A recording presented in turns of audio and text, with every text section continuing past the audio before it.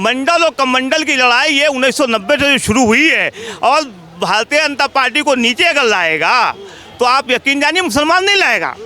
जो लोग हुआ बना दिया है ये तो एक बहुत बड़ा बुद्धिजीवियों का खेल है कि मुसलमान के खिलाफ बोल कर करके और जो तबके को हम दबाना चाह रहे हैं उस तबके को दबा कर करके हम हमेशा रखें। ये उनका जो तबका दब रहा है ये उनको जिस दिन एहसास होगा भारतीय जनता पार्टी धड़ाक हो जाए नीचे हो जाएगी। ये मेरा ही है।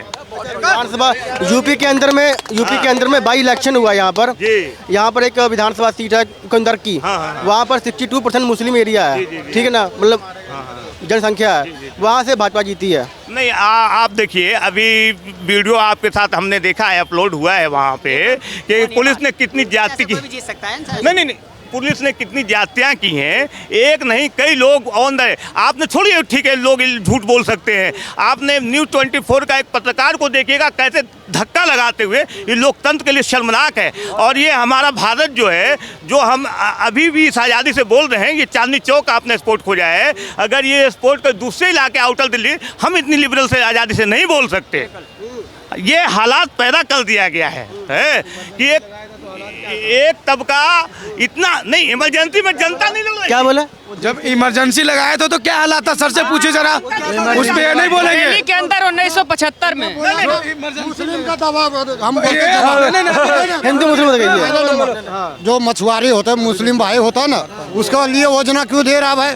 और फिर मेरे को जो बदलो जो अफगानिस्तान हमारा मुद्दा अलग था, नहीं भाई आप कुछ बोल रहे थे, आप कुछ बोल रहे थे कुंदर की विधानसभा सीट पर है तो वहाँ से जो है हिंदू कैंडिडेट जीता है, इससे ऐसा कोई बोल रहा है, इसका कोई फर्क नहीं पड़ता।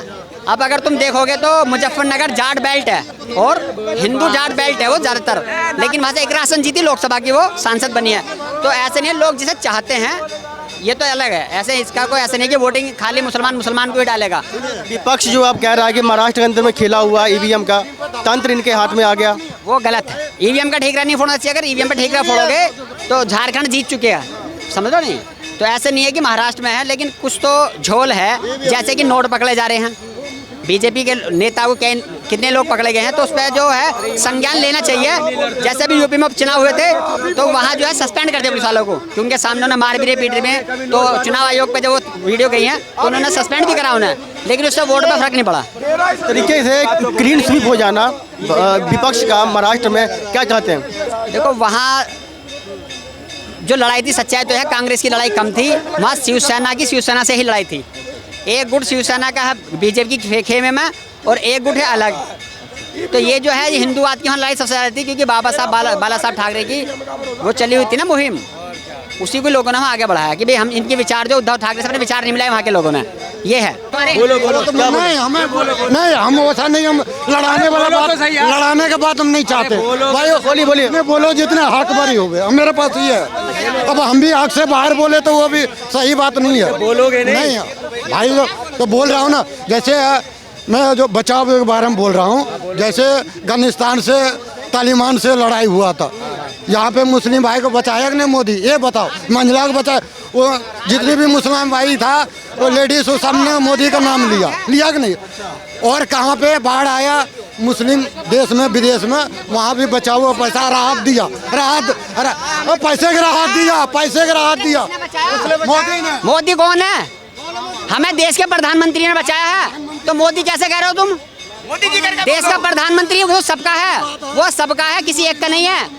यहाँ का मुसलमान जो है वो हिंदुस्तानी है, समझ रहे नहीं, वो मनमोहन सिंह का नहीं है। मोदी जी को भी तो वोट दिया मुसलमानों ने, चुना है ना, दिया तो वो तो हम भी जानते हैं।